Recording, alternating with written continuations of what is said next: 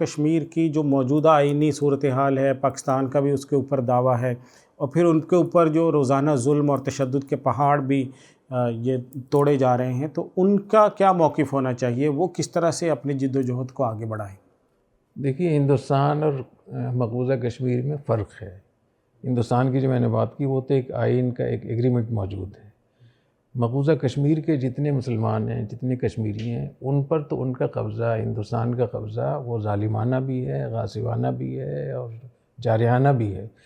تو وہ تو ویسے ہی غلط ہے، تو وہاں کوئی ایگریمنٹ بھی موجود نہیں ہے۔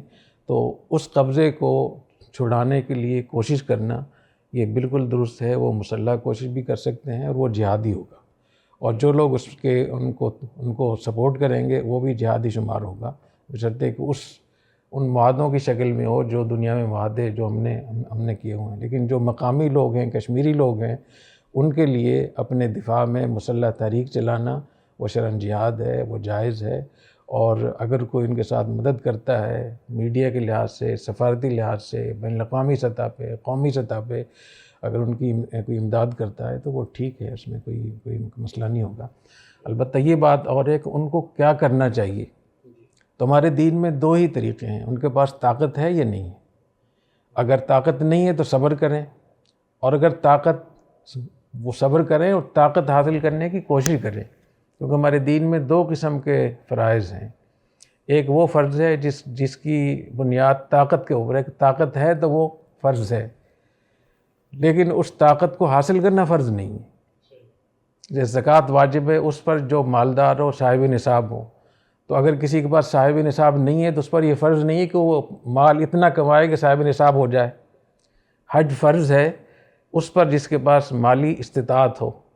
اگر کسی کے پاس اتنے پیسے نہیں ہیں تو اس پر یہ فرض نہیں ہے کہ وہ اتنے پیسے کمائے یہاں تک کہ اس پہ حج فرض ہو جائے۔ لیکن جہاد اس سے مختلف ہے۔ جہاد یہ ان فرائض میں سے ہے کہ اگر کسی کے پاس اس کی استطاعت نہیں ہے تو استطاعت حاصل کرنا فرض ہے، کوشش کرنا فرض ہے۔ تو اگر ہندوستان کے یہ مقبوضہ کشمیر کے جو مسلمان ہیں، اگر ان کے پاس استطاعت ہے تو وہ لڑیں اور وہ جہاد ہوگا۔ اور یہ میں بتا دوں کہ بین الاقوامی سطح پہ اقوام متحدہ کے قوانین ہیں، وہ بھی اس کی اجازت دیتے ہیں کہ اپنے دفاع کے لیے اور اپنی خود مختاری کے لیے آپ ہتھیار بھی اٹھا سکتے ہیں۔ اگر بین الاقوامی سطح پہ بھی ان کو اجازت ہے تو کشمیریوں کی سفارتی ان کی مدد کرنا، ان کی ہر قسم کی کوشش، ان کو سپورٹ دینا، یہ بالکل شریعت میں بھی ٹھیک ہے اور بین الاقوامی قانون کے لحاظ سے بھی ٹھیک ہے۔